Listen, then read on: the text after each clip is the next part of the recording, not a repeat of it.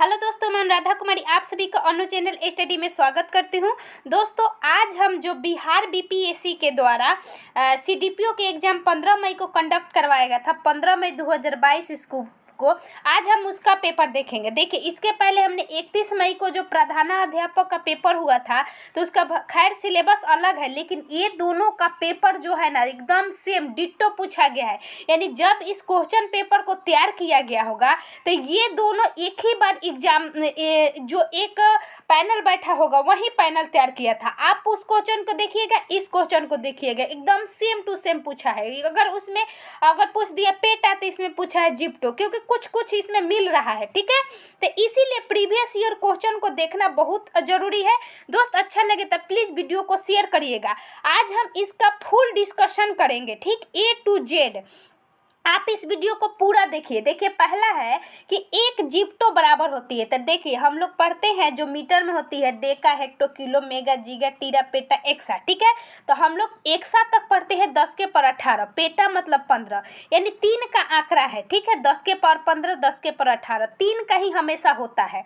डेका से यानी 1 से शुरू होती है, 10 से, फिर उसके बाद 10 के पर 2, फिर 10 के पर 3, और फिर 3 का आंकड़ा हो जाता है। तो देखिए, इस ऑप्शन में एकमात्र 3 का आंकड़ा यही दिया है, तो इसलिए ऑप्शन नंबर 10 सी हो जाएगा, 10 के पर -21। ठीक, अगला है हमारा कि पेंडुलम घड़ी की समयावधि होती है। तो देखिए, जो पेंडुलम घड़ी होती है ना उसकी समयावधि यानी दोलन काल 2 सेकेंड होता है। क्या होता है? 2 सेकेंड। अगला है हमारा कि बैरोमीटर की ऊंचाई में अचानक वृद्धि। देखिए, इसमें 3 कंडीशन होती है।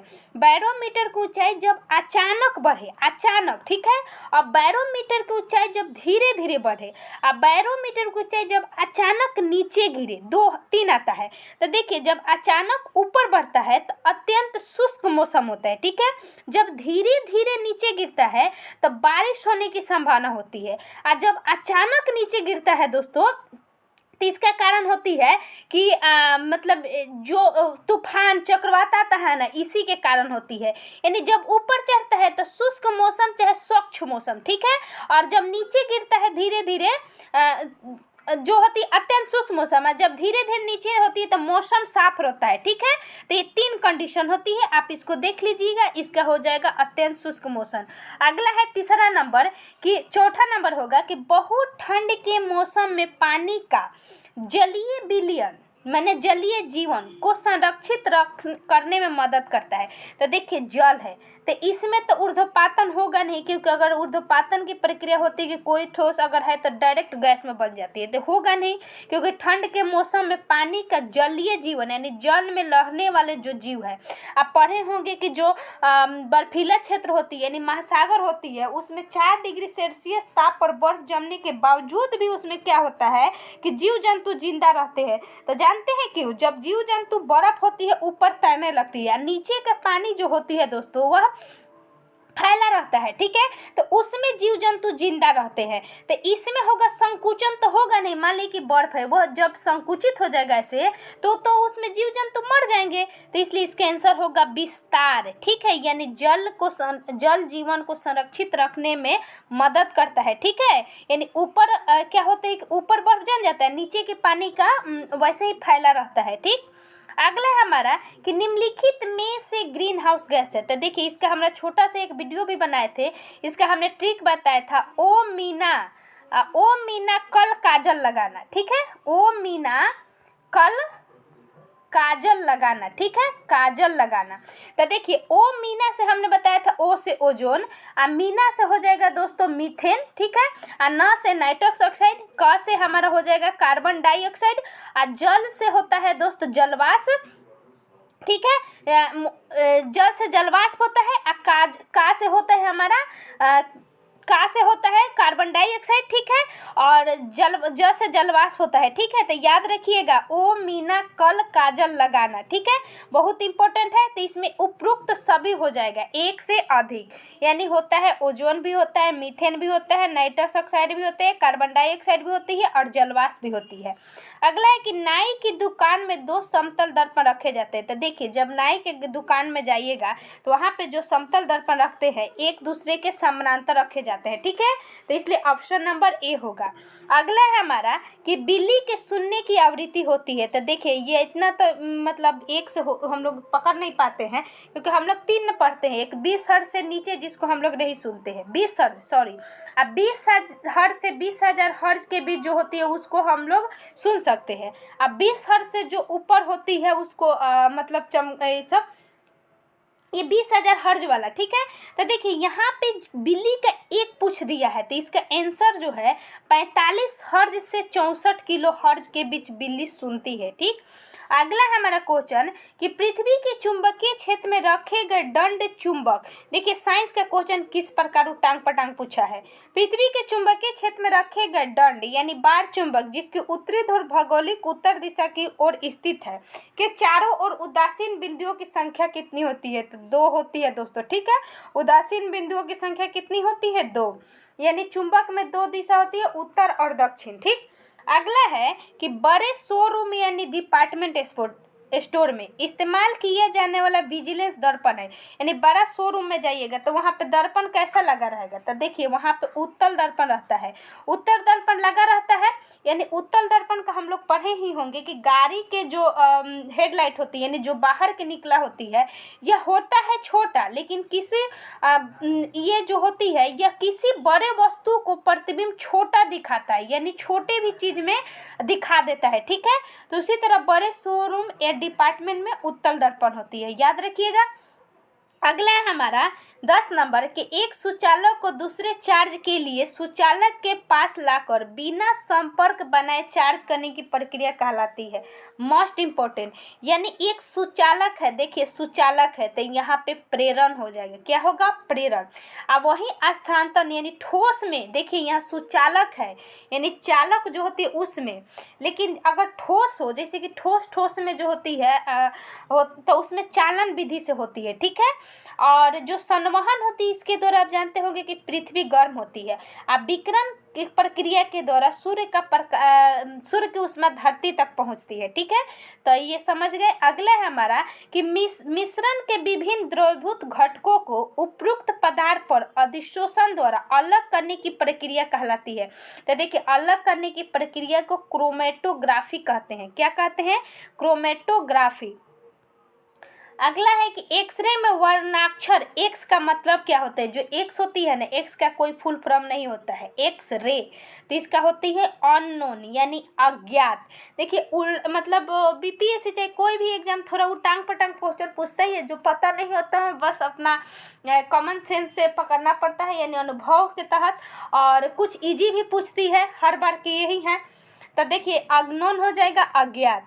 अगला है हमारा कि वाटर गैस। तो देखिए, वाटर गैस यानी जल गैस। तो जल किससे बनेगा, इसमें पकड़ने का तरीका होती है, जल किससे बनेगा। देखिए H2O2, तो भाई 2HO हो जाएगा, क्योंकि 2 है हमारा तो 2HO, तो हाइड्रोजन ऑक्साइड हो जा रहे थे, होगा नहीं, इससे जल होगा H2O और कार्बन छट जाएगा। तो हमेशा याद रखिएगा, अगर ऐसे ऑप्शन हुआ नहीं याद हो तो देख लीजिए कि जल किससे बनेगा। तो एक कार्बन मोनोऑक्साइड और H2 को हम लोग वाटर गैस कहते हैं। अब प्रोड्यूसर गैस CO+N2 कहते हैं, ठीक है। यानी प्रोड्यूस, देखिए प्रोड्यूस कहाँ से होती है, गाड़ी के जो पिछला है होता है से हम लोग जिसको सेंसर कहते हैं ऐसे करके, ठीक है। तो वो उससे कार्बन मोनोऑक्साइड निकलता है, ठीक है। तो इसलिए कार्बन मोनोऑक्साइड प्रोड्यूस करता है किसमें, नाइट्रोजन के साथ, यानी प्रोड्यूसर गैस। अगला है कि के कारण पानी का उत्कृष्ट शीतलन का कारण है, यानी कह रहे हैं कि पानी का उत्कृष्ट शीतलन का कारण क्या है। तो इसका आंसर हो जाएगा दोस्तों उच्च विशिष्ट ऊष्मा, ठीक है, याद रखिएगा उच्च विशिष्ट ऊष्मा। अगला है हमारा कि कोलाइड कण के आकार की सीमा। तो देखिए, इसमें जो है ना बीच में दे दिया है, कोलाइड कण के सीमा जो होती है 10⁻7 से 10⁻5 तक होती है, लेकिन ऑप्शन नहीं है। तो यहाँ 10⁻7 से 10⁻10 मीटर लगभग होता है, ठीक। अब मुख्यतः आप लूसेंट वगैरह में देखिएगा तो इतना दिया है। अक्रिस्टलीय कार्बन का शुद्धतम रूप है, तो देखिए मोस्ट इंपोर्टेंट है, अक्रिस्टलीय यानी कार्बन का शुद्धतम रूप ही काजल को कहा जाता है। यानी जो बच्चे के आंख में काजल बचपन में लगाया जाता है वो उसमें सबसे ज़्यादा कार्बन होती है 99%, ठीक है। यानी दीपक का कालिक्स में, यानी दीपक के कालिक वाला काजल जो लगाया जाता है उसमें सबसे ज़्यादा कार्बन होता है। अगला है हमारा कि आधुनिक परमाणु प्रतीक, यानी जो आधुनिक परमाणु प्रतीक था प्रस्तावित विधि पर आधारित है, यानी किसने दिया था, तो बर्जेलियस ने। बर्जेलियस जी ने आधुनिक प्रतीक, इन्होंने ही कहा था कि किसी भी तत्व का या तो एक हो सकता है, मतलब इन्होंने कहा था कि 2 या 3, ठीक है, 1, 2 या 3। जैसे कि हाइड्रोजन को हम लोग H लिखते हैं, कैल्शियम का Ca लिखते हैं, ठीक है, तो बर्जेलियस ने ही बताया था। अगला है हमारा कि निम्नलिखित विशेषताओं में से कौन सी रासायनिक परिवर्तन की विशेषता है। तो देखिए कल वाले भी वीडियो में भी देखे होंगे आप कि एक रासायनिक परिवर्तन से क्वेश्चन था, तो इसमें देखिए ऊर्जा का अवशोषण, अनुत्क्रमणीय होना, यानी एक पदार्थ से दूसरे पदार्थ में, ऐसा नहीं है, ये है नहीं है नए पदार्थ बनना। अगर कोई नए पदार्थ बनता है तो उसको पुराना भी बनाया जा सकता है, जैसे कि बर्फ वाला। ऊर्जा में कोई निवल परिवर्तन नहीं होना, ये तो कोई परिवर्तन नहीं है। ऊर्जा का अवशोषण, अगर हम ऊर्जा अवशोषित कर ले रहे हैं तो फिर हम ऊर्जा को बदल नहीं सकते हैं, ठीक है, तो इसलिए। अगला है हमारा कि ऐसे पदार्थ जो बिना रासायनिक प्रतिक्रिया के अन्य पदार्थों से नमी को आसानी से अवशोषित कर लेता है, ठीक है, उसको क्या कहते हैं, तो देखिए यह जल शुष्क होगा। क्या होगा, जल शुष्क, यानी नमी को ले रहा है तो यानी जल भी होगा साथ में शुष्क भी होगा, ठीक है। अगला है कि कार्बन मोनोऑक्साइड से प्रदूषित वायु में सांस लेना खतरनाक है। क्यों, क्योंकि यह कार्बन हीमोग्लोबिन के साथ संयोजन कर लेता है, ठीक है। कार्बन मोनोऑक्साइड जो खून में हीमोग्लोबिन होती है उसे क्या होता है, मिल जाता है, तो याद रखिएगा, इसलिए यह खतरनाक माना जाता है। देखिए पूरा देखिए अभी साइंस का चल रहा है, इसके बाद करेंट्स, फिर मैथ्स, फिर हिस्ट्री। हिस्ट्री शानदार है और हिंदी भी बिहार भी शानदार है। बोल रहा है कि अभ्यास से जानवरों के क्लोन तैयार किए जाते हैं, यानी किसके अभ्यास से जानवरों का क्लोन तैयार किया जाता है, तो इसका याद रखिएगा, इसका हो जाएगा अनुवांशिकी, जैव प्रौद्योगिकी नहीं होगा, ठीक है, अनुवांशिकी। अगला है हमारा कि निम्नलिखित में से आम के पौधे और बंदर दोनों की कोशिकाओं में पाया जाता है, तो मोस्ट इंपोर्टेंट देखिए यह पौधा है, यानी पौधा में भी हो और जानवर में भी हो। तो देखिए पौधा और जानवर, क्लोरोप्लास्ट केवल पौधा में होती है, सेंट्रियोल पौधा में होती है, कोशिका भित्ति भी पौधा में होती है, केवल कोशिका झिल्ली होती है जो दोनों में पाया जाता है, ठीक है। यानी ये तीनों नहीं पाया जाता है मनुष्य में, केवल पौधों में पाया जाता है। ये इंपॉर्टेंट है कि मांसपेशियों को हड्डी से जोड़ती है, तो देखिए मांसपेशी को हड्डी से जोड़ रहा है, यानी हड्डी जब जुड़ेगा दोस्तों तो इसका हो जाएगा, याद रखिएगा, इसका होता है अस्थि बंध। देखिए अस्थि बंध का मतलब होता है अस्थि से अस्थि, यानी हड्डी से हड्डी, यहाँ लिखिए दिया है अस्थि बंध, तो अस्थि बंध यानी लिंगामेंट, इसका इंग्लिश होता है लिंगामेंट, कभी कभी आपका लिंगामेंट देगा, ठीक है। तो यह अस्थि बंध हिंदी दे दिया, यानी लिंगामेंट, यानी दोनों को लिंक किया है, अस्थि अस्थि को। यहाँ अस्थि एवं मांसपेशी है तो इसका कंडरा होगा, जिसको हम लोग टेंडन कहते हैं, ठीक है, तो इसलिए ऑप्शन नंबर सी होगा। अगला है कि फूल का फल बनता है, यानी फूल का कौन सा भाग फल बनता है, तो अंडाशय, ठीक है, अंडाशय सही है। अगला है कि द्विपद विज्ञान संबंधी नाम का उदाहरण है, तो द्विपद नाम किसने दिया था, कार्लन लिनियस ने, ठीक है, लिनियस जी ने दिया था। तो लिनियस जी जो दिए थे उन्होंने ही दिया था कि जैसे कि हम लोग होमोसेपियंस, यानी मानव का नाम वैज्ञानिक होमो अजोरसेपियंस, ठीक है, तो उसी पर यह राना टाइग्रीना जो है वह द्विपद विज्ञान संबंधी का उदाहरण है, इस मेढक का नाम है, ठीक है, मेढक का वैज्ञानिक नाम। अगला है कि संक्रामक रोगों का सामान्य वाहक है, तो देखिए सामान्य वाहक जो होगा इसमें संक्रामक रोगों का, यह इम्पोर्टेंट है, ठीक है, बोल रहा है कि सामान्य वाहक है, तो देखिए इसका मच्छी ही होगा, ठीक है, मच्छी। अगला है हमारा कि विटामिन ए का सबसे अच्छा स्रोत है, तो सबको पता होगा गाजर, विटामिन ए का। देखिए 27 को साइंस आ गया। अगला 28वां है कंधे पर पाए जाने वाला जोड़ पाया जाता है, तो देखिए यह नितंब में होता है, जिसको हम लोग निप्स भी कहते हैं, ठीक है। तो नितंब में, ठीक है, कहाँ होते हैं, कंधे पर पाए जाने वाले जोड़ पाए जाते हैं नितंब्स में। अगला है हमें हिप्स कहते हैं, ठीक है। निम्नलिखित में से हमारे शरीर के तापमान को नियंत्रित करने वाले सबसे अधिक सक्रिय रूप से कार्य करता है। तो त्वचा होता है दोस्तों, त्वचा तापमान को नियंत्रित करता है। 29 गो साइंस हो गया। अगला है कि खमीर का उपयोग किसके उत्पादन में किया जाता है। तो यह कल के भी वीडियो में था और कितना बार पूछा गया, ये समझिए कि रिपीटेड क्वेश्चन बार बार पूछता है। तो शराब के ईस्ट भी पूछता है दोस्तों, ठीक है। अब आता है 30 के बाद, यानी 30 साइंस था। अब आता है करंट अफेयर्स। अगस्त से सितंबर 2021 में देखिए, यह 31 मई को एग्जाम, भले 15 मई को एग्जाम होने वाला था, तो इसमें अगस्त सितंबर का क्वेश्चन पूछा गया, क्योंकि 2 बार एग्जाम पोस्टपोन्ड हुआ। अब आप देखिए एग्जाम बार बार पोस्टपोन्ड हो रहा है बीपीएससी का 67 का। तो इसके लिए जो मोस्ट इम्पोर्टेंट, जैसे कि 2022 से इम्पोर्टेंट होगा करंट पढ़ना। टोक्यो पैरालंपिक ने भारत ने कितने पदक जीता। तो 19 गो पदक जीता, ठीक है। और इसमें 19 पदक भारत ने इसमें, आप जानते होंगे कि जो टोक्यो ओलंपिक हुआ था उसमें भारत ने 7 पदक जीता, 1 स्वर्ण, 2 रजत और बाकी कांस्य जीता था, ठीक है। 4 गो कांस्य जीता था। और इसमें सबसे प्रथम स्थान पर जो था पैरालंपिक में भारत का 24वां सॉरी दोस्तों, भारत का इसमें जो था 48, ठीक है। और भारत का बहुत अच्छा इसमें प्रदर्शन रहा था पैरालंपिक में भी, ओलंपिक में भी। इसमें यूएसए प्रथम स्थान पर था, ठीक है, ओलंपिक में। पैरालंपिक में चीन था। अगला हमारा कि सेंट्रल विस्टा पुनर्विकास प्रोजेक्ट क्या है, इम्पोर्टेंट है। तो ये है नई दिल्ली में स्थित रायसीना हिल के पास केंद्रीय प्रशासनिक क्षेत्र को पुनरुद्धार के लिए चल रहे पुनर्विकास से संबंधित प्रोजेक्ट इम्पोर्टेंट है। सेंट्रल विस्टा के द्वारा ही नए संसद भवन भी बनाया जा रहा है। अगला है हमारा कि सुशासन दिवस भारत के पूर्व प्रधानमंत्री अटल बिहारी वाजपेयी के जन्म दिवस पर प्रत्येक वर्ष, तो 25 दिसंबर को मनाया जाता है सुशासन दिवस। विश्व का सबसे ऊंचा रेलवे पुल किस नदी पर है। तो चिनाब नदी पर। इसका 359 मीटर लंबाई है, याद रखिएगा। विश्व का सबसे ऊंचा रेलवे पुल है जम्मू कश्मीर में।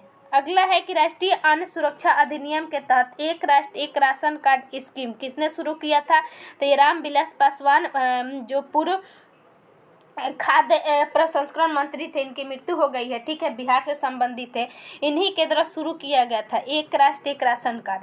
अगला है कि मिशन इंद्रधनुष, जिसे 2014 को शुरू किया गया था, ठीक है। इंटेंसिफाइड मिशन इंद्रधनुष 3.0 स्कीम निम्नलिखित में से किससे संबंधित है। तो प्रत्येक बच्चों एवं गर्भवती को टीकाकरण से। ये किसका करंट है। भारतीय पुरातत्व विभाग द्वारा 900 वर्ष पुराने बौद्ध मठ का, तो देखिए 900 पुराने बौद्ध मठ का खोजा गया है दोस्तों, झारखंड में, याद रखिएगा। 900 पुराना बौद्ध मठ झारखंड में खोजा गया है। अगला है कि भारत का कौन सा इकलौता शहर जिसे वर्ष 2020 में शहरी वन को बढ़ाने और ठीक रख रखाव के लिए tree city of the world, most important, यह कितना बार पूछ गया है एग्जाम में। तो हैदराबाद को दिया गया है, tree city of world Hyderabad. अगला है कि विश्व वायु गुणवत्ता रिपोर्ट 2020 के अनुसार निम्नलिखित में से कौन सा राजधानी अत्यधिक प्रदूषित है। तो नई दिल्ली है, ठीक है, नई दिल्ली हो गया है। अगला है कि राष्ट्रीय राजधानी राजीव गांधी खेल रत्न पुरस्कार का नाम बदलकर क्या रखा गया था। मेजर ध्यानचंद, ठीक है। इसमें मेजर ध्यानचंद 12 खिलाड़ियों को इस बार दिया गया था दोस्तों, मेजर ध्यानचंद पुरस्कार। अगला है कि वर्ष 2021 में अनुष्ठित टोक्यो ओलंपिक 2020 में किस देश ने सबसे अधिक स्वर्ण पदक जीता। तो देखिए वह ओलंपिक है जिसमें हमने बता दिया था कि सबसे ज़्यादा अमेरिका ने जीता था, और वहीं पैरालंपिक पूछे दोस्तों तो चीन ने जीता था, ठीक। अगला है कि मंगल ग्रह मिशन के तहत निम्नलिखित में किस अरब देश ने 2020 में अपना अंतरिक्ष यान होप या अल अमाल मंगल ग्रह को प्रक्षेपित किया। मोस्ट इम्पोर्टेंट ये हो जाएगा यूएई, जापान के मदद से, ठीक है, होप मिशन को लॉन्च किया। 43 विश्व का कौन सा पहला देश है जिसने अपने देश में सभी महिलाओं को मुफ्त स्वच्छता उत्पादन प्रदान किया है। तो यह स्कॉटलैंड है, ठीक है, स्कॉटलैंड। अगला है कि चतुर्भुज सुरक्षा संवाद यानी क्वेड के नाम से जाना जाता है, निम्नलिखित में से किन देशों का समूह है। तो देखिए क्वेड में 4 देश हैं, या इंडो पैसिफिक क्षेत्र पर मतलब जो पूरा गतिविधियां हो रही थी, व्यापारिक गतिविधियां, मुख्यतः चीन पर फोकस किया गया है। इसको रोकने के लिए 4 देश है, इसमें यूएसए है, भारत है, ऑस्ट्रेलिया है, जापान है। ठीक है, तो ऑप्शन नंबर सी हो जाएगा। अगला एक निम्नलिखित में से नोबेल शांति पुरस्कार प्रदान करने का निर्णय कहाँ लिया जाता है? तो नॉर्वे की नोबेल समिति के द्वारा। ठीक है, तो देखिए ओस्लो में जो होती है दोस्तों, यहाँ पे शांति का पुरस्कार दिया जाता है, नहीं सभी पुरस्कार दिया जाता है, लेकिन सिर्फ अर्थशास्त्र का जो होती है वो स्टॉकहोम में दिया जाता है। ठीक है, अगला है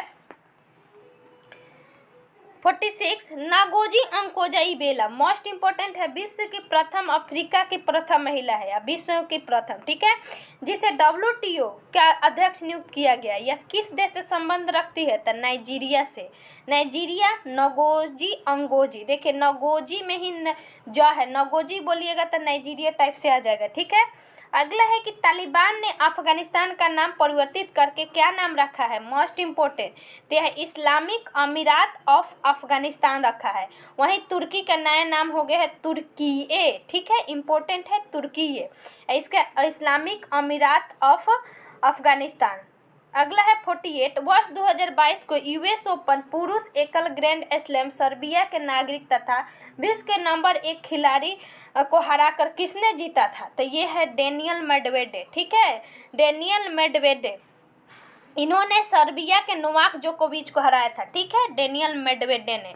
अगला हमारा कि भारत में कोविशील्ड वैक्सीन का उत्पादन निम्नलिखित में से कौन सी दवा कंपनी यानी बायोटेक्नोलॉजी कंपनी करती है? तो देखिए कोविशील्ड जब पूछे तो वह सीरम इंस्टीट्यूट, सीरम कोविशील्ड, और वहीं कोवैक्सीन पूछे दोस्तों तो भारत बायोटेक हैदराबाद वाला। ठीक, अगला है कि CPEC प्रोजेक्ट क्या है? तो देखिए CPEC का ही होता है चाइना पाकिस्तान इकोनॉमिक कॉरिडोर। ठीक है, तो यह चीन पाकिस्तान आर्थिक गलियारे से संबंधित है। CPEC इम्पोर्टेंट है, भारत इसका विरोध कर रहा है, लेकिन इसमें भी कुछ फर्क नहीं है।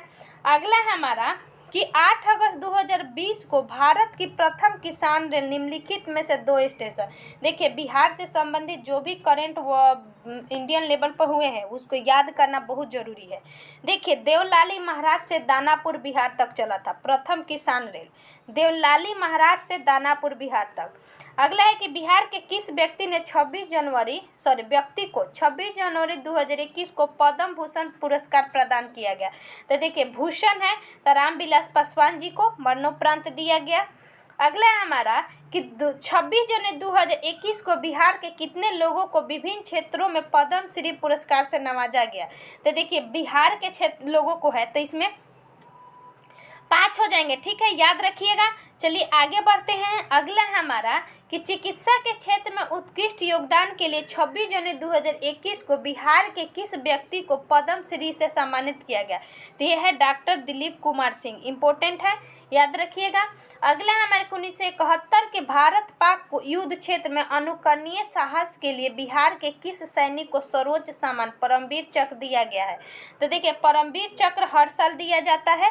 ठीक है, और परमवीर चक्र एल्बर्ट एक्का को दिया गया है। मोस्ट इंपॉर्टेंट है, क्योंकि देखिए मोस्ट इंपॉर्टेंट इसलिए बोल रहे हैं कि जो परमवीर चक्र है, चाहे भारत रत्न है, चाहे पद्म पुरस्कार है, ये जरूर देख लीजिएगा। अब बिहार के संदर्भ में कितने व्यक्तियों को 2022 में 2021 में।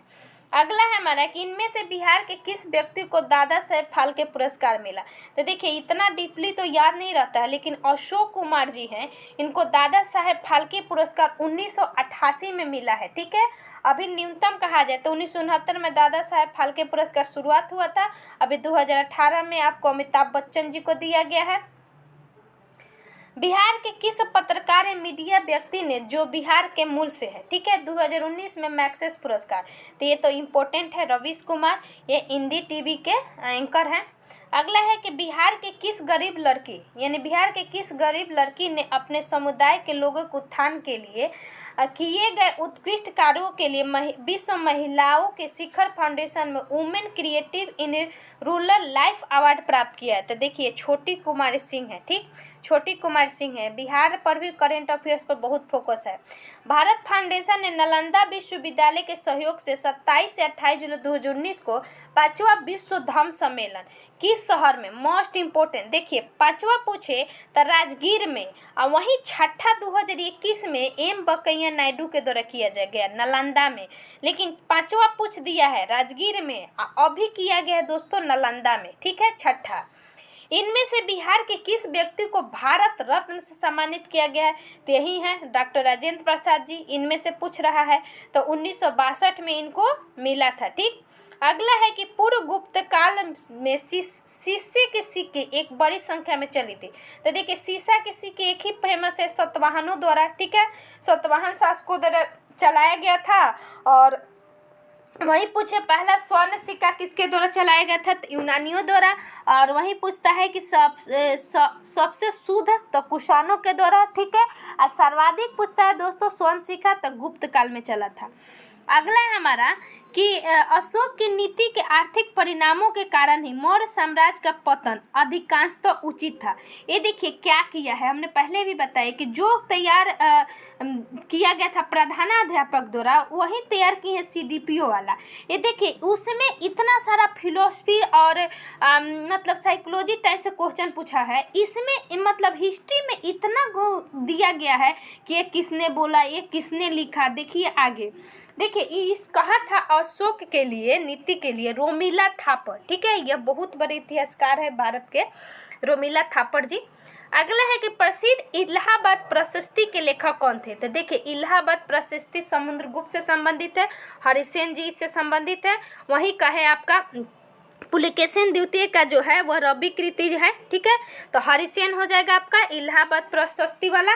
अगला है हमारा कि बोरोबुदुर, बहुत अच्छा, यहाँ 12 बुदुर लिखा है, ऐसे भी बोरोबुदुर भी होता है। विश्व में सबसे अद्भुत स्तूप है, ठीक है। इनकी मूर्ति एवं मूर्ति कला किसका शानदार उदाहरण है? तो दोस्त यह भारत और इंडोनेशिया से संबंधित है।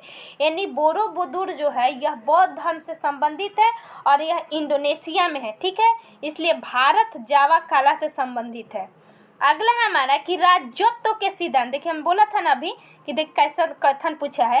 राजत्व के उसके सिद्धांत प्रतिष्ठा, शक्ति, न्याय के सिद्धांतों पर आधारित थी। यानी राजत्व का सिद्धांत बोलता है कि किसने दिया था? तो यह बलबन दिए थे, ठीक है। तो बलबन के बारे में बोल रहा है कि किसने इनके बारे में कहा था? तो इन्होंने कहा था दोस्तों जियाउद्दीन बर्नी, ठीक है। बर्नी जो कि आपका सल्तनत कालीन इतिहासकार हैं, इन्होंने ही कहा था। वहीं पूछे लेनपुल, तो लेनपुल ने आपका हुमायूं के बारे में कहा था कि हुमायूं गिरते पड़ते जीवन से चला गया, ठीक है। और जैसे वह जिंदगी में गिरते पड़ते अपना जिंदगी बिताए, यानी जिंदगी में जैसे गिरते पड़ते चला था वैसे ही वह गिरते अपने जीवन से भी चला गया। यह लेनपुल ने कहे थे हुमायूं के बारे में, क्योंकि हुमायूं पुस्तकालय भवन से गिरकर मर गए थे। एक और कथन आता है दोस्तों मध्यकालीन में ही, बदायूं किसके बारे में कथन कहे थे? मोहम्मद बिन तुगलक के लिए, यानी पागल सुल्तान जिनको कहा जाता है, कि अंततः लोगों को उससे मुक्ति मिली और लोगों को मतलब अंततः लोगों को उससे मुक्ति मिली और उसको लोगों से, ठीक है। तो बदायूनी एमबीटी के लिए कहे थे, ठीक है। और स्टेनले लेनपुल हुमायूं के लिए, यह बर्नी कहे थे बलबन के लिए। अगला है कि अलाउद्दीन दिल्ली का प्रथम तुर्की सुल्तान था, ठीक, जिसे धर्म को राज्य के अधीन लाने को ऐसे घटकों से परिचय कराने का श्रेय जाता है जो सैद्धांतिक रूप से राज धर्म निरपेक्ष बताते हैं। इनके लिए किसने कहा था? तो देखिए इनके लिए A.L. श्रीवास्तव जी ने कहा था, ये भी भारतीय इतिहासकार हैं। अगला है कि भारत के एकीकरण के बाद वह मध्य पूर्व, देखिए कितना बड़ा बड़ा है, मध्य पूर्व और पश्चिम एशिया को एक करना चाहता था। ये तो पकड़ में आ जाएगा कि विश्व साम्राज्य की स्थापना की एक महत्वपूर्ण कदम था उसका, ठीक है। यानी जो मध्य पूर्व क्षेत्र है और एशिया पश्चिम एशिया उसको एक करना चाहता था। ये किस मुगल कालीन सम्राट ने किया था? तो देखिए बाबर तो बेचारा आए थे, ठीक है, लेकिन ये इन्होंने जीता और साम्राज्य को स्थापित न करने के पहले ही मर गए। शेरशाह सूरी तो मुगल कालीन नहीं है, ठीक। औरंगजेब तो अपना जीवन काल भारत में ही युद्ध करते बीत गए थे। एक बचता है अकबर। अकबर की नीति बहुत ही अच्छी नीति थी, ठीक है। अगला है कि किसी भी सरकार ने नहीं और अंग्रेजों ने भी नहीं जितना कि इस पठान ने काफ़ी बुद्धिमत्ता का परिचय दिया, ठीक है। शेरशाह सूरी के बारे में यह कथन किसने कहा था? तो देखिए शेरशाह सूरी के बारे में यह कथन जो कहे थे आपका इसका देखिए आंसर दिया है H.G. किन ने, ठीक है। लेकिन H.G. किन किनके लिए कहा था? शेरशाह सूरी के बारे में कहा था। अगला है कि ब्रिटिश का भर्ती सार्जेंट, यानी ब्रिटिश का भर्ती सार्जेंट उपाधि प्रथम विश्व युद्ध के दौरान किनको दिया गया था? कहने का मतलब यही है, तो ये महात्मा गांधी को भर्ती कराने वाले सार्जेंट भी कहा गया है, वही बात है। अगला है कि भारत के एकीकरण के बाद, वह यही वाला क्वेश्चन 2 बार रिपीट हो गया दोस्तों। अगला आप चलते हैं कि पुस्तक, देखिए उसमें पूछा था दोस्तों अरविंद घोष द्वारा लाइफ डिवाइन, जो कल ने हम सेट देखा था उसमें पूछा था लाइफ डिवाइन, इसमें पूछ दिया इंडिया डिवाइडेड। देखिए एक लाइफ डिवाइन अरविंद घोष होते हैं, एक डिवाइन लाइफ होती है जिसको शिवानंद, ठीक है। और ये पूछता है इंडिया डिवाइडेड, यानी इंडिया डिवाइडेड पर किसने लिखा था? तो राजेंद्र प्रसाद जी का बुक था, तो ठीक है। डिवाइडेड से 3 बुक आता है। अगला है कि जवाहरलाल नेहरू के बारे में, यानी कोई किसने किसने कहा था? क्वेश्चन है कि जवाहरलाल के बौद्धिक विकास में फरवरी 1927 में ब्रुसेल्स कांग्रेस में औपनिवेशिक दमन एवं साम्राज्यवाद के विरुद्ध उनकी सक्रिय भागीदारी के साथ एक मोड़ आया। यह शब्द किसने कहा था? तो इम्पोर्टेंट है दोस्तों, यह शब्द जवाहरलाल नेहरू के बारे में कहे थे एस गोपाल जी ने, ठीक है, एस गोपाल। अगला है कि क्रिप्स के प्रस्ताव ने वास्तव में हमें कुछ नहीं दिया, ठीक है, कुछ नहीं दिए थे। यदि हम प्रस्तावों को स्वीकार करते हैं तो हमें भविष्य में पछताना पड़ता है। युद्ध ने भारत को अपनी स्वतंत्रता प्राप्त करने की अच्छी अवसर प्रदान किया, न केवल एक वचन पर आधारित होने के कारण हमें इसे खोना नहीं चाहिए। किसने कहा था? मोस्ट इम्पोर्टेंट, देखिए क्रिप्स मिशन 1940 ईस्वी में भारत आया, 1942 में जब भारत आया था क्रिप्स मिशन, तो उस समय कांग्रेस के अध्यक्ष थे मौलाना अबुल कलाम आज़ाद। मौलाना अबुल कलाम आज़ाद ने ही यह बात कहा था। क्रिप्स मिशन को ठुकरा दिया गया था, आपको भी पता है, ठीक है। इसके बाद फिर कैबिनेट मिशन आया। अगला है हमारा कि किस घटना ने ब्रिटिश प्रधानमंत्री क्लेमेंट एटली को सदमा पहुंचाया, जिसने घोषणा की कि ब्रिटिश साम्राज्यवाद की इमारत के एक बड़ा झटका पर लगा। देखिए किसने ब्रिटिश यानी क्लेमेंट एटली को सदमा पहुंचाया, किस घटना ने? तो देखिए जो आज़ाद हिंद फौज 1943 में जो पूरी तरह से सक्रिय हो गया था, और 1946 में जो शाही विद्रोह हुआ था दोस्तों, यह पूरा झकझोर के रख दिया था ब्रिटिश यानी क्लेमेंट एटली के शासन को, ठीक है। अगला है हमारा, ये मोस्ट इम्पोर्टेंट है, ठीक है। पूछता है कि शाही जल सेना अभियान कब हुआ था? तो 18 फरवरी 1946 ईस्वी को। किसने स्वतंत्र भारत के प्रथम प्रधानमंत्री जवाहरलाल नेहरू का साहस और दूरदर्शिता की उत्कृष्ट नेता के रूप में अभिवादन किया? इम्पोर्टेंट है क्योंकि प्रधानमंत्री कब बने? 1947 के बाद। तो ये कहेगा कौन? तो 1947 के बीच गवर्नर जनरल कौन थे? लॉर्ड माउंटबेटन थे, ठीक है। और लॉर्ड माउंटबेटन जी ने भारत में जो हमारे राष्ट्रपिता है महात्मा गांधी, उनको भी कहा था कि यह 1 मैन बाउंड्री फोर्स है, यानी महात्मा गांधी को इन्होंने 1 मैन बाउंड्री फोर्स कह के पुकारा, और जवाहरलाल नेहरू को साहस एवं दूरदर्शिता का उत्कृष्ट नेता कहा। अगला है कि तृतीय बौद्ध सभा का सभापतित्व किसने किया था? तो देखिए बौद्ध धर्म को पूरा पढ़ लीजिएगा, जैन धर्म को इम्पोर्टेंट है, गुप्त वंश ये भी इम्पोर्टेंट है, ये सब पूछता है, चाहे मध्यकालीन भारत है। और इसके बारे में देखिए क्या किसने किया था? तो मोगली पुत्तित्स ने, ठीक है। पहिलका का महाकश्यप जी किए थे, ठीक है। और आपको याद होगा कि जो अश्वसुमित्र है वह चौथा का किए थे, और अश्वघोष उसके उपाध्यक्ष थे, ठीक है, इम्पोर्टेंट है। ये तीसरा जो हुआ था यह पट्टिपुत्ला में हुआ था अशोक के समय। जागीर बांटने की फिरोज शाह तुगलक की नीति के पीछे कौन सी शक्ति थी? तो देखिए इसमें आंसर दिया था बीपीएससी, समय की आवश्यकता। हालांकि कोई वो इसमें क्वेश्चन जो है ऑप्शन है उचित नहीं है। उलेमाओं की उपलब्धि वो नहीं चाहता था, परंपरागत विशिष्ट वर्ग का समर्पण नहीं चाहता था, चतुराई की नीति के चतुराई परिवर्तन भी नहीं करना चाहता था, ठीक है। तो इसलिए यही होगा। अगला है कि बंगाल प्रांत के साथ बिहार प्रांत कब मिलाया गया?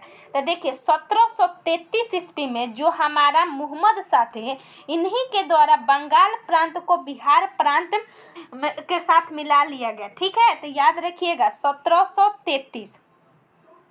अगला है कि किस ब्रिटिश अधिकारी ने भारत सरकार को सूचित किया कि पटना के मुसलमान पेशोर के नजदीक 64वीं नेटिव इन्फेंट्री के साथ आपस में पत्र व्यवहार करते थे, याचना की ब्रिटिश के विरुद्ध बगावत करे। ठीक है, इंपॉर्टेंट है 34वीं नेटिव इन्फेंट्री।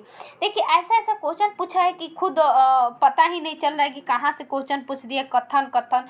तो यह होगा रॉबर्ट मोंटेगुरू। ठीक है, रॉबर्ट मोंटगोमरी हो जाएगा। ठीक है, अगला है कि 1888 ईस्वी में इलाहाबाद के किस राजा ने भारतीय राष्ट्रीय कांग्रेस के चौथे अधिवेशन के संपन्न होने में बहुत बहुमूल्य सहायता प्रदान की। तो ये होगा दरभंगा के राजा, जो किसान आंदोलन से भी संबंधित थे, यानी जॉर्ज यूले जब अध्यक्षता किए थे तो उन्होंने ही सहायता किया था। अगला है कि 11 अगस्त 1942 ईस्वी को पटना शहर में भारत छोड़ो आंदोलन को किन्होंने मार्गदर्शन किया, मोस्ट इम्पोर्टेंट। तो जो मार्गदर्शन किया था दोस्तों याद रखना है, ये थे नगर के अधीनस्थ नागरिकों ने, यानी वहाँ के नागरिकों ने उन लोगों को प्रोत्साहन दिया था। ठीक, निम्नलिखित में से कौन सी नदियाँ है? तो देखिए मरे और डार्लिंग यही नदियाँ है। विक्टोरिया चार देश है, स्पेन पनामा नहर है। ठीक है, ईरी हुरन ये झील है। तो मरे डार्लिंग नदी है जो कि ऑस्ट्रेलिया में पाया जाता है। अगला है कि हैदराबाद शहर किन देशों के में स्थित है? तो देखिए हैदराबाद शहर दोस्तों ये प्रीवियस क्वेश्चन है, तो इसीलिए प्रीवियस देखा जाता है कि अगर बाय द वे प्रीवियस आ जाए तो क्या करेंगे। तो ठीक है, प्रीवियस ईयर को हमेशा देखना चाहिए, यह पूछा गया क्वेश्चन है। तो ये एक तो भारत में है जो कि तेलंगाना की राजधानी है, और एक पाकिस्तान का भी शहर है हैदराबाद। ठीक है, तो इसलिए ई हो जाएगा। निम्नलिखित में से किसमें कोयले का सबसे बड़ा संचित भंडारण है? संचित भंडारण मतलब कि उसके पास भंडारण है, उतना यूज नहीं करता है।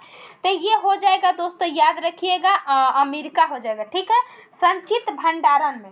अब वही उपयोग में पूछे दोस्त तो चीन हो जाएगा, क्योंकि चीन सबसे ज़्यादा उपयोग करता है। अगला है हमारा कि निम्नलिखित में से कौन 2020 में गेहूं का सबसे बड़ा उत्पादक था? गेहूं का पूछ रहा है कि सबसे बड़ा उत्पादक कौन सा देश था? तो याद रखना इसमें चाइना था, इंपॉर्टेंट है गेहूं में। अगला है हमारा कि निम्नलिखित में से कौन सा इलेक्ट्रॉनिक्स का सबसे बड़ा उत्पादन है? तो देखिए इलेक्ट्रॉनिक्स चीज़ कहाँ सबसे ज़्यादा बनती है? चाइना में बनती है, तो इसलिए ऑप्शन नंबर सी हो जाएगा। निम्नलिखित पर्वत श्रेणियों में से कौन गंगा के मैदान एवं ढक्कन पठार को विभाजित करता है? तो देखिए गंगा के मैदान ऊपर है, ढक्कन के पठार नीचे है। एक क्वेश्चन पूछता है कि उत्तर भारत को दक्षिण भारत में कौन सा ही श्रेणी बांटती है? तो ये भी विंध्याचल ही हो जाएगा, चाहे यह जो होती है यह विभाजन का कार्य करती है। ठीक है, ये विंध्याचल श्रेणी। वही आपका पश्चिमी विभाजन का काम अरावली करती है, पश्चिमी भारत का। चाहे ये विंध्याचल श्रेणी जो होती है, ये विंध्याचल और सतपुरा के बीच नर्मदा नदी गुजरती है, इंपॉर्टेंट है। निम्नलिखित नदियों में से कौन पूर्व की ओर प्रभावित नहीं होती है? नदियाँ तो इतना इंपॉर्टेंट है ना बीपीएससी के लिए, हर बार नदी से क्वेश्चन पूछता है। तो देख लिए कौन पूर्व की ओर प्रभावित नहीं होता है। पूरब की ओर का मतलब कि ऐसे इंडिया का मैप देखिएगा तो इधर पूरब होता है, यानी बंगाल की खाड़ी में। तो बंगाल की खाड़ी में गोदावरी गिरती है, कृष्णा गिरती है, लेकिन गंगावली नर्मदा नहीं गिरती है। गंगावली कर्नाटक की नदी है। ठीक है, नर्मदा आप जानते होंगे कि मध्य प्रदेश गुजरात के क्षेत्र में बहती है। ठीक, तो ये हो जाएगा उपरोक्त में से एक से अधिक। काली मिट्टी के लिए निम्नलिखित में से किस शब्दावली का प्रयोग करते हैं? तो देखिए काली मिट्टी के लिए दोस्तों एक तो रेगुर कहा जाता है, काली कपास की मिट्टी भी कहा जाता है, इसलिए ऑप्शन नंबर ई होगा, रेगुर और काली कपास की मिट्टी। अगला है कि 2020 में भारत में निम्नलिखित फसलों में से किसका रकबा सर्वाधिक है? रकबा का मतलब कि उत्पादन, तो चावल का। ठीक है, भारत में सबसे ज़्यादा चावल का उत्पादन हुआ है। निम्नलिखित वहीं राज्य पूछे तो पश्चिम बंगाल। निम्नलिखित राज्यों में से किसमें तांबा का अयस्क सबसे ज़्यादा भंडारित है? तो राजस्थान। देखिए आंकड़ा देख लीजिएगा, ये खनिज का इंपॉर्टेंट है। पूर्वी उत्तर प्रदेश और बिहार के भाग निम्नलिखित मैदानों में से किसमें सम्मिलित है? तो देखिए गंगा नदी जब ऊपर निकलती है तो ऊपर के ऊपरी गंगा मैदान यानी उत्तराखंड उत्तर प्रदेश के क्षेत्र में आ जाता है। कुछ उत्तर प्रदेश और बिहार का क्षेत्र जो होती है और झारखंड आ जाता है मध्य। ठीक है, और निचला आता है दोस्तों पश्चिम बंगाल का क्षेत्र, ठीक, और बांग्लादेश का क्षेत्र। तो इसलिए मध्य गंगा का मैदान भारत में होता है। बिहार में होता है, सॉरी, मध्य गंगा का मैदान। निम्नलिखित में से कौन वस्त्र उद्योग का केंद्र है? तो देखिए वस्त्र उद्योग का केंद्र एकमात्र ही है बोकारो, तो आप जानते हो कि तेल वाला है। सानंद और तारापुर ये सब परमाणु से संबंधित है, ठीक है। तो एक भीलवाड़ा ही है जो राजस्थान में पड़ता है, वह वस्त्र उद्योग का केंद्र है। उद्योग जरूर पढ़ के जाइए बिहार के संदर्भ में और राज्य के केंद्र के संदर्भ में। निम्नलिखित संघ राज्य क्षेत्रों में से किसमें सबसे कम क्षेत्र में वनाच्छादित है, यानी वन है? तो ये चंडीगढ़ में है दोस्तों, सबसे कम है इन निम्नलिखित में से सबसे कम। सोमेश्वर श्रेणी निम्नलिखित पर्वत श्रेणी में किसका भाग है? ये तब कितना बार पूछा गया सोमेश्वर श्रेणी, तो देखिए प्रीवियस पूछ दिया। तो ये शिवालिक श्रेणी का भाग है, इसकी ऊंचाई 874 मीटर है, बिहार में पश्चिमी चंपारण में पाया जाता है मुख्यतः। बिहार की भूमि निम्नलिखित में से किस नदी प्रणाली से अपहित होती है? तो गंगा नदी। महानदी तो बहता नहीं है क्योंकि उड़ीसा में है, यमुना उत्तर प्रदेश में है, गोदावरी आपका दक्षिण में बहता है, ठीक है, तो ओनली गंगा है। बिहार में बलसुंदरी, ताल, करेल, बलथर निम्नलिखित में से किसके लिए प्रयुक्त होती है? तो मिट्टी के लिए करेल मिट्टी होती है, ताल प्रकार की मिट्टी होती है। अगला, निम्नलिखित जिलों में से किसका कोई भूभाग वन आच्छादित नहीं है? तो देखिए बिहार में अब कोई जिला नहीं है जहाँ पे वन आच्छादित नहीं है। सबसे कम अगर पूछा जाए तो सबसे कम जो हमारा शेखपुरा में है, सबसे कम शेखपुरा में वन है, ठीक है, याद रखिएगा। और उसके बाद हमारा दूसरे नंबर पर जमुई और तब जहानाबाद। अब प्रथम नंबर पर दोस्तों कैमूर है, प्रतिशत में भी और क्षेत्रफल में सबसे ज़्यादा वन कैमूर में पाया जाता है। तो इनमें से कोई नहीं हो जाएगा, ठीक है, सब में वन है। अगला है कि कहलगांव, कांटी बांध, नवीनगर निम्नलिखित में से किसका केंद्र है? तो ताप विद्युत केंद्र का कहलगांव है। ताप विद्युत केंद्र का बाढ़ भी है जो कि आपका पड़ता है पटना में। 2011-21 दशक निम्नलिखित जिलों में से किसमें सबसे अधिक जनसंख्या की वृद्धि दर्ज की गई है? इंपॉर्टेंट है, तो देखिए वृद्धि पूछ रहा है, तो जनसंख्या का वृद्धि किशनगंज में सबसे ज़्यादा था बिहार में। देखिए आपको पढ़ना क्या है, आज के वीडियो से क्या सीखे होंगे? सबसे ज़्यादा तो आपको पढ़ना होगा कि 2022 के करंट टॉपिक पर ध्यान दीजिए। साथ में आप देखिए एक खनिज पढ़ लीजिए, खनिज भारत के संदर्भ में और बिहार के संदर्भ में। नदी पढ़ लीजिए भारत के संदर्भ में और बिहार के संदर्भ में, क्योंकि हर पेपर में नदी पूछता है।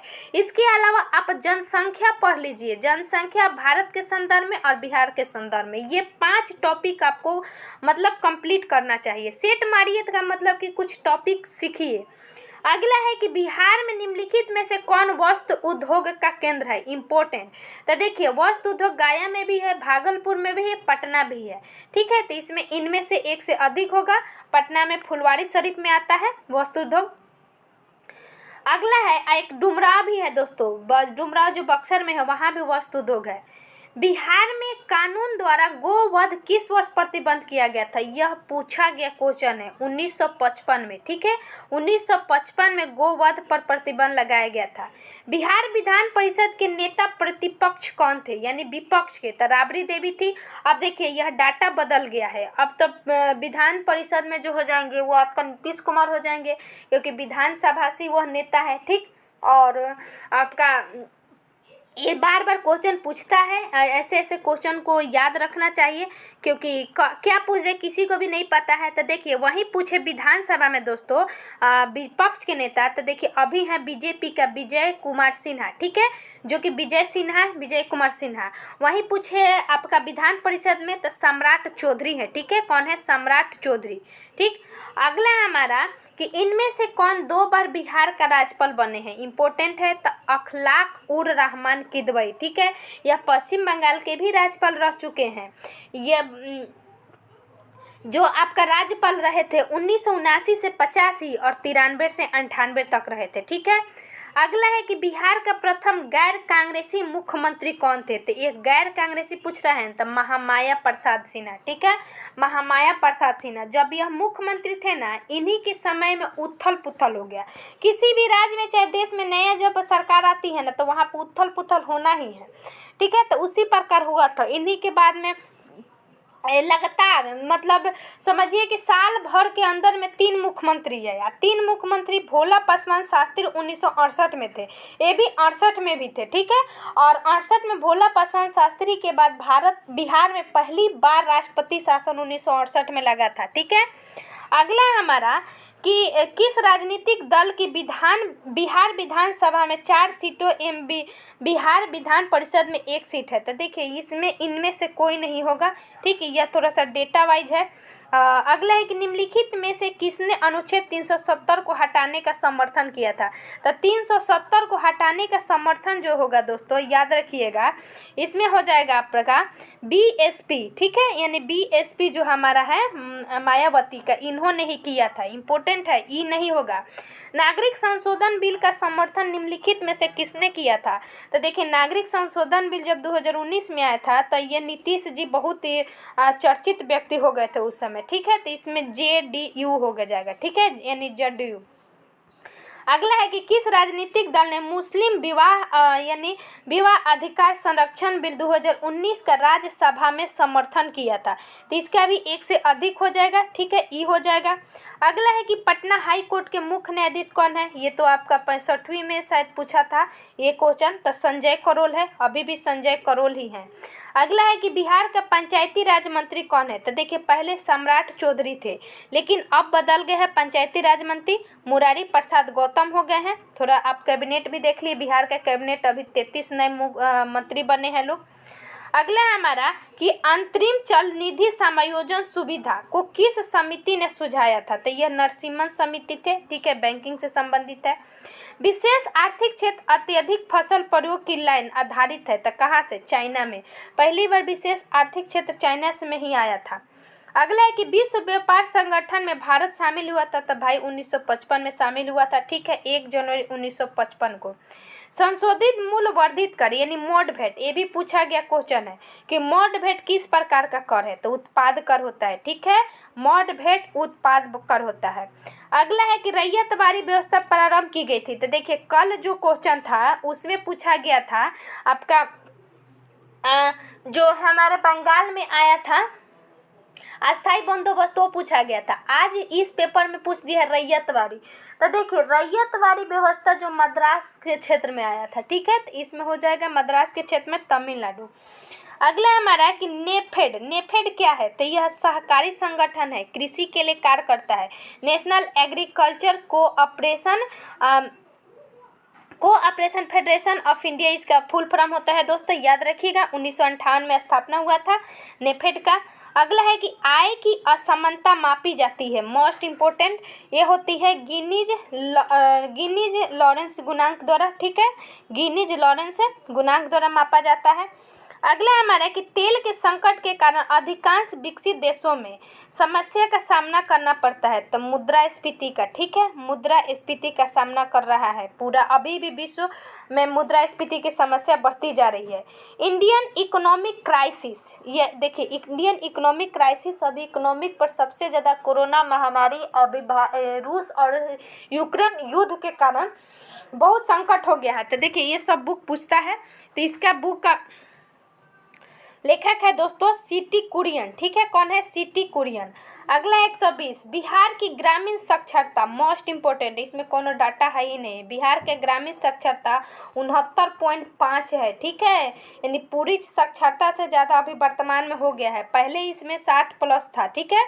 अगला हमारा कि झारखंड बिहार का अभिन्न अंग था। देखिए अभिन्न अंग यानी अलग अलग नहीं पूछ रहा है, अभिन्न अंग कब तक था। तो 1999 तक था, 2000 में तो अलग ही हो गया 15 नवंबर को, तो इसलिए ये हो जाएगा। बिहार में 3 कठिया पद्धति क्या है। तो भाई कृषि पद्धति है, यह किसानों के लिए आया था, ठीक है, नील विद्रोह के लिए, नील के लिए। लोक नायक उपाधि किसे दिया जाता है। तो लोक नायक जयप्रकाश नारायण, जन नायक कर्पूरी ठाकुर जी को, ठीक है, ये दोनों बिहार के हैं। बिहार में सतत विकास के लिए राज्य सरकार द्वारा 7 निश्चय अभियान प्रारंभ किए गए थे। तो स्टार्ट दोस्तों 2015 में हुआ था, ठीक है, अभी 2.0 स्टार्ट हो गया है 7 निश्चय। तो ये 2021 में मुख्यमंत्री के द्वारा घोषणा किया गया था। अगला है कि वर्ष 2021-22 में बिहार का राजकोषीय घाटा राज्य के सकल उत्पादन का कितना है। तो देखिए 2.97 है, ठीक। अब की वाला आप देख लीजिएगा 22-23 वाला। अगला हमारे कि इनमें से किसे उलगुलान आंदोलन प्रारंभ किया था। तो देखिए उलगुलान आंदोलन बिरसा मुंडा ने 1799 से 1800 ईस्वी इनका आता है डेट। इनको 1902 में गिरफ्तार कर लिया गया था, ठीक है। अगला है कि निम्नलिखित में से कौन एका आंदोलन के लिए जिम्मेदार था। तो देखिए एका आंदोलन दोस्तों ना अवध के हरदोई बहराइच में हुआ था। कितना बार भी क्वेश्चन आपको सेट में मिल जाएगा। तो अवध के हरदोई में हुआ था, ठीक है। इसमें मादाजी और सहदेव करके आते हैं व्यक्ति जो इन दोनों से संबंधित है। 1921 ईस्वी में असहयोग आंदोलन के समय यह बहुत ही अपने चरम सीमा पर था। एक का आंदोलन अवध के हरदोई एवं बहराइच में यानी उत्तर प्रदेश के क्षेत्र में है। इनमें से किस वायसराय को अंडमान निकोबार द्वीप समूह में छुरा मारकर। तो देखिए 3 गो तयबे करता है जिसको भारत में। एक तो एल्गिन जो द्वितीय है इसका धर्मशाला में इनकी मृत्यु हुई थी, ठीक है। और एक आता है कर्नावालिस का कब्र गाजीपुर में है। आइए आता है चाकू घोपकर, तो अंडमान निकोबार में लाड मेवो, ठीक है। तो इसलिए ऑप्शन नंबर क्या हो जाएगा, सी। अगला है कि फ्रंटियर गांधी ने कहा था कि उन्हें और उनके आंदोलन को उन्होंने भेड़ियों के सामने फेंक दिया। ये किसका जिक्र कर रहे थे, यह जिक्र कर रहे दोस्तों कांग्रेस नेतृत्व को। यानी कांग्रेस नेतृत्व जो था वह इस पर इन्होंने टिप्पणी किया था। फ्रंटियर गांधी खान अब्दुल गफ्फार जी को कहा जाता है जो पश्चिमी क्षेत्र में विख्यात थे लाल कुर्ती आंदोलन के लिए, ठीक।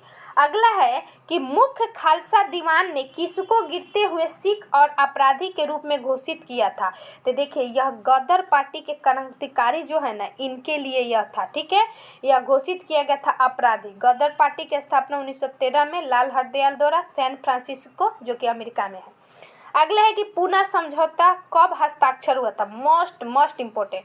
देखिए 24 सितंबर को हस्ताक्षर हुआ था, लेकिन 22 सितंबर से महात्मा गांधी जो थे और उनका भीमराव अंबेडकर जी के बीच बहस छिड़ गई थी, ठीक है। लेकिन अंततः 24 तारीख को इन दोनों का सिग्नेचर हुआ था। तो 24 सितंबर ही याद रखना है।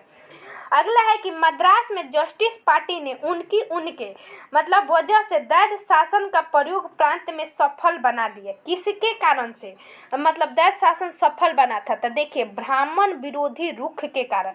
जस्टिस पार्टी जो था वह ब्राह्मण ही था, ठीक है।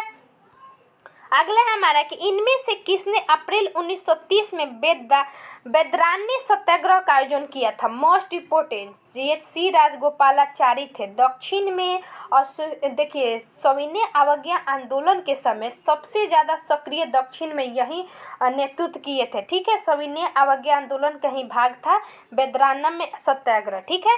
अगला है हमारा कि किसे चंपारण सत्याग्रह का एक महत्वपूर्ण पहलू सही मायने में कहा जाता है। तो देखिए भारत में राष्ट्रीय आंदोलन में किसान आंदोलन का शामिल होना, यानी भारत के राष्ट्रीय आंदोलन में किसानों का उद्भव होता है तो यही चंपारण से, क्योंकि चंपारण सत्याग्रह में नील किसानों की जीत हो जाती है तो किसान इसमें हर आंदोलन में क्या करने लगे, सक्रिय होने लगे। अगले 1945 से 46 में दिल्ली में हुए INA के मुकदमे के पक्ष में पेश हुए वकील कौन थे। तो देखिए भोला भाई देसाई, इसमें जवाहरलाल नेहरू भी थे, ठीक है। लेकिन भोला भाई देसाई जो थे प्रमुख नेता थे, यानी प्रमुख वकील थे जिनका नेतृत्व इन्होंने INS मुकदमे के लिए किया और ये सब सहयोगी थे, ठीक। तो नेतृत्वकर्ता भोला भाई देसाई जी थे।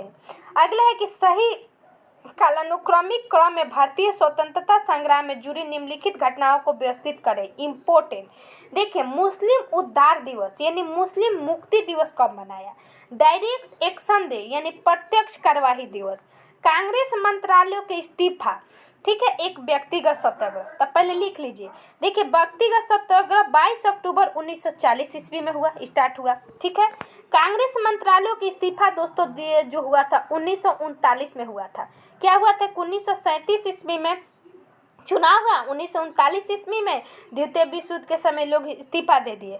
डायरेक्ट एक्शन डे प्रत्यक्ष कार्यवाही दिवस दोस्तों 16 अगस्त 1946 ईस्वी को मनाया गया। पूछा गया क्वेश्चन है मुस्लिम उद्धार दिवस। जैसे कांग्रेस मंत्रिमंडल ने इस्तीफा दे दिया तब मुस्लिम लीग ने क्या कर दिया, अपना मुक्ति दिवस मनाया। तो यह मनाया था दोस्तों, डेट याद रखिएगा 29 अगस्त, ठीक है। 29 अगस्त 1939 ईस्वी को, ठीक है।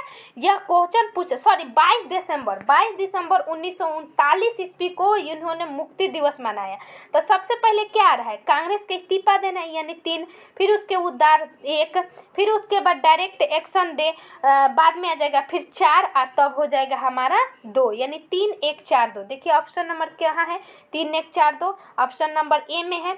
अगले हमारे कि निम्नलिखित आंदोलनों को कालक्रम में सजाइए। तो देखिए डेक्कन आंदोलन 1860 में हुआ था, ठीक है, इम्पोर्टेंट है, 1860 में हुआ था, ठीक। उसके बाद कह रहा है आपका कि जो इंडिगो आंदोलन देखो दोस्तों 1800, देखिए डेक्कन 1875 में हुआ था, इंडिगो आपका जो हुआ था ये हुआ था 1859 ईस्वी में, ठीक है।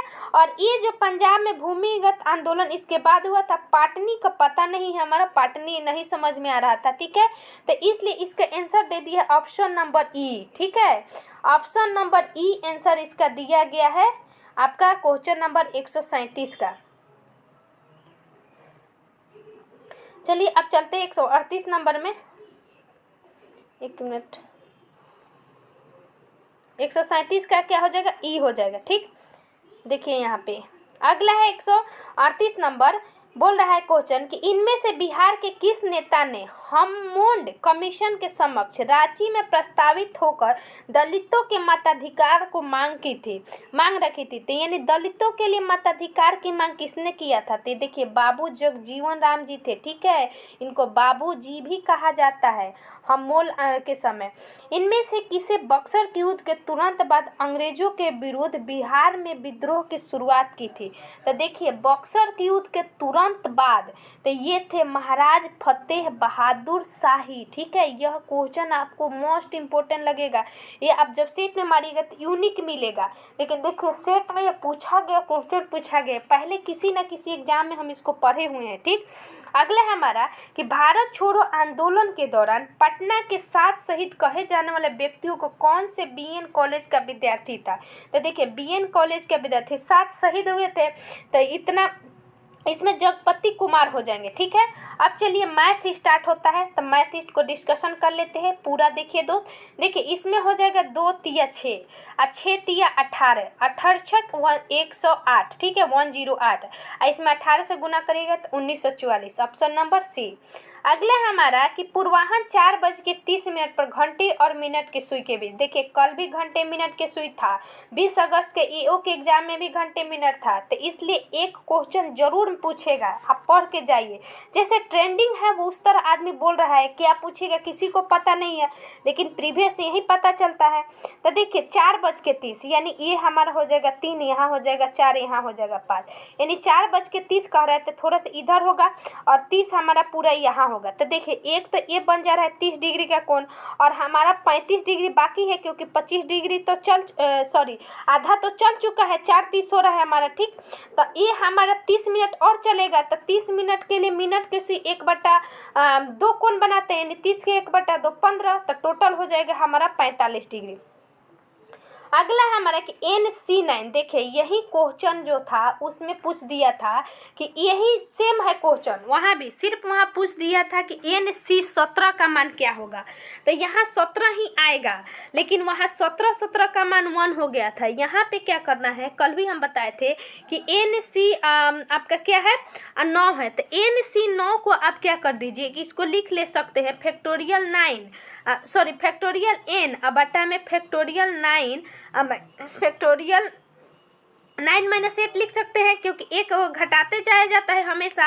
यहाँ हो जाएगा दोस्तों फैक्टोरियल n बटा में फैक्टोरियल 8 माइनस फैक्टोरियल n-8, देखिए n होगा, सॉरी n हम लिख रहे हैं, फैक्टोरियल n-8। तो देखिए यहाँ पे क्या हो जाएगा कि n-8 कट जाएगा, n कट जाएगा, ठीक है।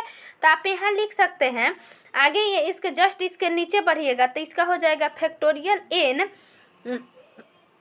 यहाँ हो गया आपका फैक्टोरियल n-8, 8 तो कट गया था, यानी फैक्टोरियल n-8 बराबर हो जाएगा हमारा फैक्टोरियल 9, ठीक है। तो n बराबर इधर जाके क्या हो जाएगा, 8 9 17 हो जाएगा। सिर्फ फैक्टोरियल पर तोड़ दे रहे हैं क्योंकि उसका फॉर्मूला ही होते है फैक्टोरियल n अब बट्टा में फैक्टोरियल a मतलब n r, ठीक है, यानी 9 हो जाएगा फैक्टोरियल n माइनस r। यही फॉर्मूला पे तोड़ते जाइएगा, कट जाता है, 17 आंसर हो जाएगा। अगला है कि 8, देखिए कल ऐसे भी क्वेश्चन हमने डिस्कशन करवाया था सेम। देखिए 8 अवलोकनों का औसत इतना है, तो 8 छक 108 हो जाएगा दोस्तों, ठीक है, नहीं 8 छक 128 हो जाएगा, ठीक। इसके बाद बोल रहा है, अगला बोल रहा है कि 16 है, 16 8 128 हो जाएगा, ठीक है। 4 अवलोकन का बोले तो 4 को जोड़ दीजिए, 4 चौका 16, 6 चौका 24 25, आज दोनों का आप जस्ट जोड़िएगा तो हो जाएगा 384। आज 12 को का पूछ रहा है, 12 से भाग दे दिए तो आपका हो जाएगा 32, ठीक है। 12 से 12 दूर बढ़ती है 36, 12 दूना के 24। अगला है कि एक विद्यार्थियों में 20 शिक्षक है जो गणित भौतिकी पढ़ाते हैं, इनमें केवल 12 गणित पढ़ाते हैं, 4 भौतिकी और गणित पढ़ाते हैं, तो कितने भौतिकी पढ़ाते हैं। तो देखिए टोटल हमारा 20 है भाई, तो 4 दोनों में आ जाएगा, यानी इधर हमारा 12 है, पूरा ये 12 है, यानी बच गए 8, केवल गणित पढ़ाने वाला केवल 8। अब देखना है कि ये हमारा कैसे बेस पूरेगा। तो देखिए यहाँ भी आपको 12 टोटल हो जाएगा, ठीक है, यानी जैसे आप यहाँ पे 8 रखिएगा तो 8 4 12, यानी ये भी 12 हो जाएगा, क्योंकि दोनों में जब हमारा 4 कॉमन है तब 20 किसी तरह पुराना है, तो 8 8 16 और 4 20 हो गया हमारा। तो ये पूछ रहा है कि कितने भौतिकी, यानी भौतिकी कितने, तब 12 गो, और वहीं केवल पूछता दोस्तों तो 8 हो जाता है, इसलिए ऑप्शन नंबर सी होगा इसमें। अगला है हमारा कि समांतर श्रेणी, देखिए 101वां पद होता है, इसका फॉर्मूला होता है a plus n minus 1 into D, ठीक है। तो a का मान 5 दिया है, पहला पद, यानी पहला जो होते हैं उसको ये कहते हैं, तब 5, n का मतलब कितना पद, यानी 101 पद पूछ रहा है तो 101 माइनस 1, और d का मतलब अंतर होता है, इस सब में सेम अंतर होता है, जिस 11 में से 5 घटाइएगा तो 6, 17 में से 11 घटाइएगा तो 6, तो अंतर 6 हो रहा है। इसको हल कीजिए तो 100, यानी घटाइएगा तो 100 हो जाएगा, 6 से गुना करिएगा तो 600, और 600 में 5 जोड़िएगा तो 605, ऑप्शन नंबर ए। अगला है कि द्विघात समीकरण 2x² plus root 6x minus 6 के 2 मूल होंगे। तो देखिए 2 तरीके से निकाला जा सकता है, लेकिन इसको तोड़ने की कोशिश करिए रूट 6x को, ये हम लोग पढ़े हैं। तो देखिए इसको आप लिख सकते हैं root 2x² plus 2 root 6x, देखिए यहाँ पे माइनस 6 आप अगर लिखते हैं प्लस माइनस 6 बराबर 0 हो जाएगा। तो देखिए ये घटाइएगा जब 2 रूट 6 में से माइनस रूट 6, तो 1 रूट 6 हो जाएगा, तो आराम से टूट गया। अब यहाँ से आपको 2x कॉमन ले लीजिए, तो यहाँ बच जाएगा x प्लस रूट 6, और यहाँ से आप कॉमन ले लीजिएगा -1, तो यानी यहाँ पे बच जाएगा आपका रूट 6 को कॉमन ले लीजिएगा, तो यहाँ बच जाएगा ये आपका x प्लस, यहाँ पे आपका यहाँ पे भी बच जाएगा x दोनों है, तो यहाँ भी बच जाएगा x प्लस रूट 6। तो देखिए एक का मान हो जाएगा माइनस रूट 6, और एक हमारा हो जाएगा दोस्तों एक माइनस रूट 6 हो जाएगा, और एक हो जाएगा हमारा माइनस रूट 6 बटा 2, ऑप्शन नंबर सी हो जाएगा, ठीक है। चलिए आगे, क्योंकि 2x कॉमन था। अब यहाँ देखिए ये हमारा दिए, देखिए हम बता दे रहे हैं, आप फॉलो कर लीजिएगा, यहाँ दिया गया है, यानी इस x का मान निकालना है और y का मान, ये बार बार हर बार पूछता है, ठीक है। तो देखिए इसमें आप 3 से डायरेक्ट गुना करिए, 3 से गुना करने पर ये बराबर हो जाएगा, दोनों कट जाएगा, ठीक है। तो 3 से अगर गुना करें तो 6x, इधर हो जाएगा 30, और यहाँ पे 3 से, क्योंकि ये तो कट जाएगा, सॉरी ऊपर वाले में हम नहीं गुना कर रहे हैं, नीचे वाला में करना पड़ेगा, तो ये तो कट जाएगा, तो ऊपर वाला 2x बराबर 10 ही रहेगा, और यहाँ पे हो जाएगा 3 दूना के 6x बराबर हो जाएगा 4 दूना के 8, ठीक है, क्योंकि हम इसमें 3 से गुना कर रहे हैं, 3 3 के 9 बराबर 8 हो जाएगा, ठीक है। और यहाँ पे 2x होगा, क्योंकि हम इसमें कितना से गुना किए, 3 से गुना किए, यहाँ चढ़ती है 12, अब यहाँ घटाइएगा तो हमारा कितना हो जाएगा 2x हो जाएगा, और इधर हो जाएगा हमारा 2, x कट जाएगा, 2 से 2 कट जाएगा, x बराबर आपका हो जाएगा कितना हो जाएगा 2, और y का मान जस्ट यहाँ पे 2 रखिएगा तो भी 2 आ जाएगा, ठीक है, इसलिए ऑप्शन नंबर डी हो जाएगा। अगला है हमारा, देखिए ये भी पूछता है हर एक बार, ये a प्लस बी का whole square a minus B के होल स्क्वायर, तो इसका फॉर्मूला होता है a प्लस बी के whole square plus a minus B के होल स्क्वायर होता है 2a square plus B square. ठीक है, तो देखिए a स्क्वायर, अब बाटा में a square plus B square है, तो भाई ऊपर वाला में जब ये फॉर्मूला है तो सीधे कट जाएगा, नीचे ऊपर बच जाएगा 2, इसलिए इसका ऑप्शन नंबर डी हो जाएगा। अगला है कि एक गांव में इतना जनसंख्या है, यदि वार्षिक रूप से 10% के दर से वृद्धि होती है। कल के भी एग्जाम में था, अगला एग्जाम में भी था, आने वाले एग्जाम में भी ऐसा पूछेगा, संभावना है। तो देखिए इतना, इसको बनाते हैं p गुने 1 + 10 है, कितना वर्षों के लिए, 2 वर्षों के लिए, बस इसको काट के हल कर दीजिए। 10 दहा के 100, 10 से कम 10 से 11, यानी 16,500 गुने 11/10 गुने 11/10 काट दीजिएगा, आपका आंसर आ जाएगा 11,965। ठीक है दोस्तों, हमने पूरा 150 क्वेश्चन को फुल्ली डिस्कशन किया। ठीक है दोस्त, आप प्लीज़ वीडियो को अच्छा लगे तो ज़रूर शेयर कीजिएगा, कमेंट कीजिएगा कैसा लगा।